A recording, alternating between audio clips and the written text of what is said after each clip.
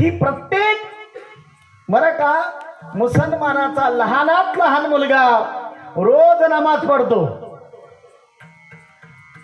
ए बच्चा लोग, तुम्ही हनुमंतांच्या मंदिरामध्ये रोज येता का? कोण कोण येतं बोट वरती करा, शाबास, म्हणजे बरा काम आहे। आणि हे कामच आहे बरं का। आज आपण या मुलांना हे शिकवलंच नाही। मी तर म्हणतो प्रत्येक आई मुलाला घेऊन जात असते हायस्कूलमध्ये, शाळेमध्ये घेऊन जात असते, आणि जात असताना ती दप्तर आपल्या पाठीमागे लावते आणि तो बिचारा मस्त आरामात चालत असतो, लेफ्ट राईट लेफ्ट राईट।